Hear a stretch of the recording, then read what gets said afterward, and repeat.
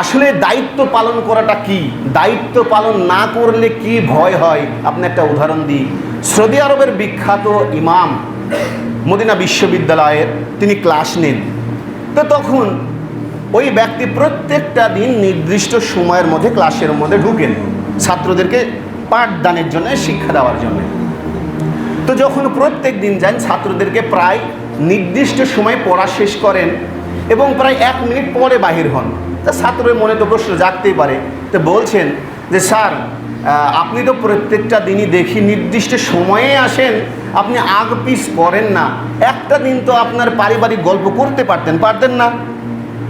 করাই তো যায়, আমরা তো বলছি স্যার আপনি করতে পারেন। তখন তিনি বলছেন, দেখুন কি সুন্দর উদাহরণ, যে আমি যে এই নির্দিষ্ট সময়ে আসি, আমার সবচাইতে ভয় হয় কিয়ামতের ময়দানের দিন আল্লাহ আমাকে এই দায়িত্বের জন্য ধরবে, তুই কি কাজে ফাঁকি দিয়েছিলি?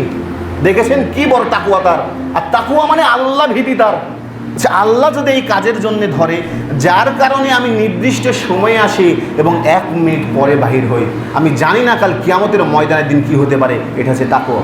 অথচ দেখবেন আমাদের যারা শিক্ষক আছে, যারা ক্লাস নেই, সরকারি চাকরি করে, বলেন ও সারাদিন ওই যে ওর ছেলে মেয়ে, কন্যা, স্ত্রী যে সারাদিন গল্প করছে, ও একটা কি বার ভেবেছে যে আমার টাকাটা আদৌ হালাল কিনা? এই হিসাব কিন্তু বাবা দেওয়া লাগবে কিয়ামতের ময়দানের দিন। আল্লাহ রাব্বুল আলামিন কি বলছে সূরা জিলজালের যে একটা আমি বারবার পড়ি, ফামাইয়া আমাল মিসকালা যাররাতিন খায়রান ইয়ারা, যে ব্যক্তি বিন্দু পরিমাণ উত্তম কাজ, ভালো কাজ করবে তাকেও দেওয়া হবে। আর যেই ব্যক্তি বিন্দু পরিমাণ খারাপ কাজ করবে, খারাপ আমল করবে, সেই প্রতিদানটাও তাকে দেওয়া হবে। কারো সাথে কোনো অন্যায়, জুলুম, অবিচার, শতটা করা হবে না, প্রত্যেকটা প্রাপ্য দেওয়া হবে। দেখেছেন, এটা ছিল তাদের দায়িত্ব। তাই বলছি, যাই যেখানে আছে তার দায়িত্ব তত বড়। আর কিয়ামতের ময়দানের দিন যার যত বড় দায়িত্ব আছে তাকে তত পরিমাণে ধরা হবে। কেন বলুন তো ধরা হবে? যেই ব্যক্তি মনে করেন সবচেয়ে গ্রামের মধ্যে একটা বড় দায়িত্বে আছে, সে যদি দায়িত্ব অবহেলা করে, মানুষের টাকা মেরে খায়, মানুষের সাথে অন্যায় করে, কিয়ামতের ময়দানের দিন তার পাছার উপরে একটা বিশাল বড় পতাকা থাকবে, মানুষ দেখে চিনে নেবে এই ব্যক্তি ছিল সবচাইতে বড় মুনাফিক। তাহলে বুঝতে পারছেন দায়িত্ব কী জিনিস। আর দায়িত্ব পালন করার সাথে সাথে তাকে ন্যায় বিচার প্রতিষ্ঠা করতে হবে। এখন বলতে পারেন কিভাবে ন্যায় বিচার? দেখুন, আল্লাহ রাব্বুল আলামিন বলছেন যে ন্যায় বিচার কিভাবে, যে আমি মানুষকে এত পরিমাণে দেব, রিজিক এত পরিমাণে দেব যে মানুষের খাদ্যের অভাব হবে না, মানুষের বেশি পরিমাণে বেড়ে যাবে। এখন বলতে পারেন তাহলে এত অভাব কেন? দেখুন অভাব কেন, আল্লাহ রাব্বুল আলামিন বলছেন সূরা হজের মধ্যে, মানুষ যা ইনকাম করে তার 2 হাতের কামাই সম্পূর্ণটা। কেন? একটা উদাহরণ, মনে করেন আমাদের এলাকাতে জমি আছে, নির্দিষ্ট পরিমাণ অনেকখানি জমি। দেখুন মানুষ কীভাবে বরকত দেয়। আল্লাহ রাব্বুল আলামিন বলছে তুমি শুধু শস্য উৎপাদন করো, বাদ বাকি দায়িত্ব আমার, পরিচর্যা করো, দায়িত্ব আমার। এখন ওই জমিতে যখন কোনো মানুষ চাষ দেয় বা লাঙল দেয়, তার রিজিক আছে। দেখুন রিজিক কীভাবে বাড়ে, রিজিক আছে। তারপরে যখন ওই জমিতে ধান রোপণ করে তার রিজিক হয়। তারপর যখন জমিটা নিড়ানি দেয়, যে শ্রমিক থাকে তার রিজিক হয়। কয় পর্যায়ে গেল? 3 পর্যায়ে। তারপর যখন সার বিষ দেওয়া হয়, যে সার বিষের দোকান দিয়েছে তার লাভ হয়। তারপর যখন ধান কাটা হয় আবারও শ্রমিক, তার লাভ হয়। তারপর যখন ধান তুলে আনে আবারও শ্রমিকের লাভ হয়। তারপর যখন ধান মাড়াই করে আবারও শ্রমিকের লাভ হয়। তার পরবর্তীতে যখন যে মাড়াই করে দেয় তার লাভ হয়। তারপর কি দেখবেন যে যে মানুষটা আছে, যে মানে ব্যক্তিটা ধান লাগিয়েছে জমির, উদাহরণ দিচ্ছি, তার লাভ হয়। তারপর কি যে আউলটা থাকে, খড় যেটাকে বলি, পশু পাখির কিন্তু রিজিক আছে। দেখুন কত রিজিক। এই রিজিকের ব্যবস্থা যখন আপনি বন্ধ করে দেবেন, মানে রিজিকটা আপনি কমিয়ে দিলেন, শেষ করে দিলেন। এটা আল্লাহর দায়িত্ব নেই। কেন? আল্লাহ যে বলছেন মানুষের রিজিক বাড়িয়ে দেব, এই রিজিকটা কমিয়ে ফেললেন আপনি বড় দায়িত্বে ছিলেন। তাই এই জন্য যখন এই রিজিকগুলান আপনি কমিয়ে দেবেন, তখন আপনার প্রতি আল্লাহর গজব আসবে, মানুষের অভিশাপ আসবে। রিজিকের দায়িত্বগুলান আপনি বন্ধ করে দিলেন। তাই আল্লাহ মানুষের ক্ষতি করে না। ওয়াল্লাহি আল্লাহ বলছে আমি কোনো মানুষের ক্ষতি করি না, বরং মানুষ নিজেই নিজের ক্ষতি করে। তাহলে বলুন, এই যে রিজিকটা যখন মেরে দিলেন, আপনি সবচাইতে বড় শতটাকারী হলেন, আর আপনার উপর সবচাইতে অপমানজনক শাস্তি আছে। সমাজের মানুষ এই কাজটাই বেশি করে, নিজের মুনাফা অর্জনের জন্য গরিবের হক মেরে খায়। দেখবেন খেয়াল করে আপনি দেখেন, নিজের মুনাফা অর্জনের জন্য গরিবের হক মেরে খায়। আল্লাহ বলছেন কোনো ব্যক্তির কখনো সম্পদ মেরে খাবে না, হক মেরে খাবে না। তাহলে তোমাদেরকে আমার কাছেই ফিরে আসতে হবে, সুম্মা ইলাইনা তুরজাউন, আমার কাছেই প্রত্যাবর্তিত হতে হবে। সেই দিন তোমাদের জন্য রয়েছে অপমানজনক শাস্তি। এই বিষয়গুলো হচ্ছে দায়িত্ব। এই ব্যক্তি যদি দায়িত্ব থেকে চুল পরিমাণও এই পার ওই পার করে, তার জন্য রয়েছে অপমানজনক শাস্তি। তাই সমাজের যাই যত বড় দায়িত্ব আছেন, আপনার সর্বপ্রথম 1 নাম্বার উচিত কাজ হচ্ছে যে দেখবেন যে আপনার সমাজের লোকটা কিভাবে চলে। বড় দায়িত্ব মনে করেন যে বড় দায়িত্বে আছে যারা প্রতিনিধি। 2 নাম্বার দেখতে হবে যে কোনো মানুষ খারাপ কাজে লিপ্ত আছে কিনা। 3 নাম্বার গ্রামের মধ্যে কোনো নিষেধার কাজের মধ্যে মানুষ আসে কিনা। এই জিনিসগুলো যদি আপনি দেখতে না পারেন, সমাজের বড় বড় দায়িত্বশীল মানুষ যদি দেখতে না পারে, তাহলে কিয়ামতের দিন তার জন্য আছে অপমানজনক শাস্তি। এবার আসেন, এই কথার পরিপ্রেক্ষিতে আপনি বলতে পারেন তাহলে আমরা দায়িত্ব নেব না? না, অবশ্যই নেবেন। কেন?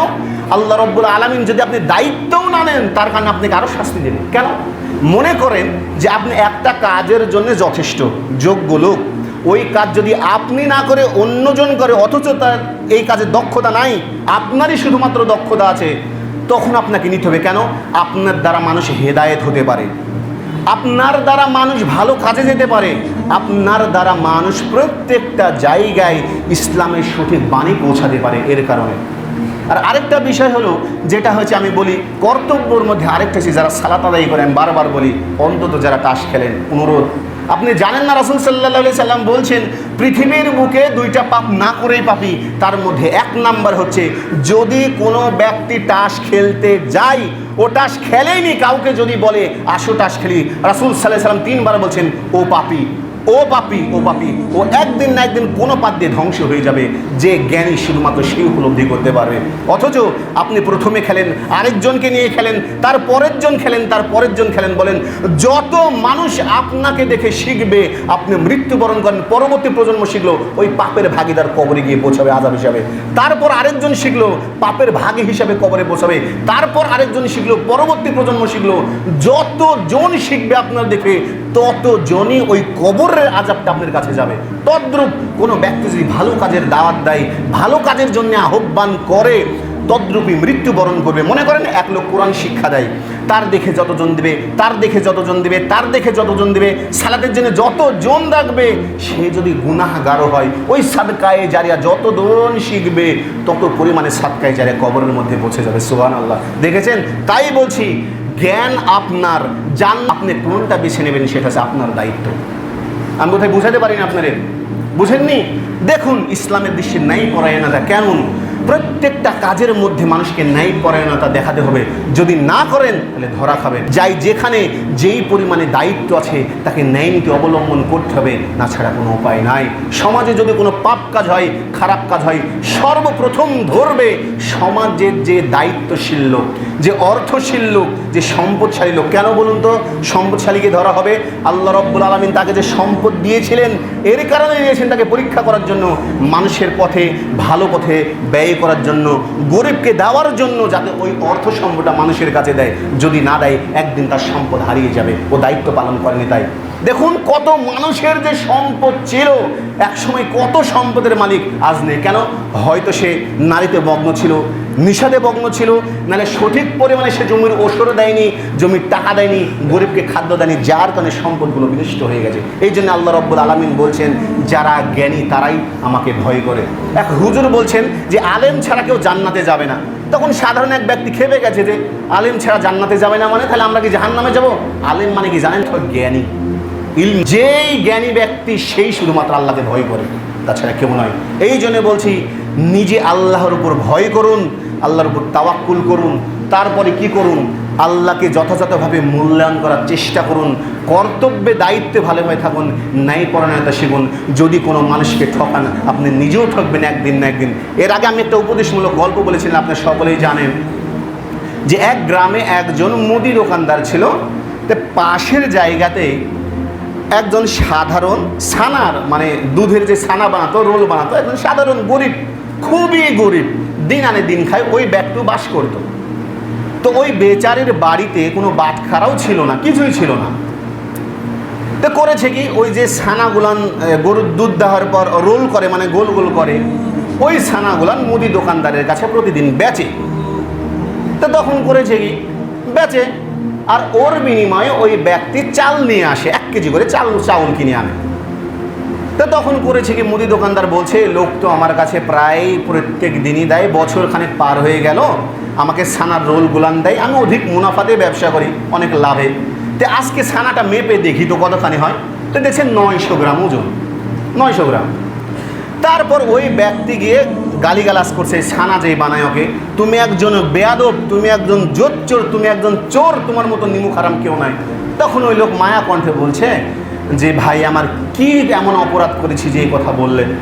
তখন বলছে যে তুমি যে প্রত্যেক দিন একটা বছর আমাকে ছানার রোল গুলান দাও, তুমি জানো কতখানি করে দাও? তো কতখানি? 900 গ্রাম। বলছে ভাই দেখুন, আমি একজন সাধারণ গরিব মানুষ, আমার দিন এনে দিন খাওয়া ছাড়া কিছু নাই, আপনি যেই 1 কেজি চাউল আমাকে মেপে দেন, ওটা দিয়ে ছানার রোল গুলান আমি মাপি। কি বুঝলেন? মানে ওই ব্যক্তি তাকে 900 গ্রাম করে দিত, যার কারণে ও 900 গ্রাম দেয়। এটাই যে দুনিয়ার নিয়ম। যদি আপনি কাউকে ঠকান অন্যায়ভাবে, আপনাকেও একদিন ঠকতে হয়। আজ কাল পরশু আল্লাহ রাব্বুল আলামিন বলছে ধৈর্য ধারণ করতে হবে। কেন? অন্যায়ভাবে নয়, সেটা যেন ন্যায়ভাবে। আল্লাযীনা সাবারু ওয়া আলা রাব্বিহিম ইয়াতাওয়াক্কালুন, যারা ধৈর্য ধারণ করে, রবের উপর যারা ভরসা করে, তাদের জন্য। হ্যাঁ, এটা।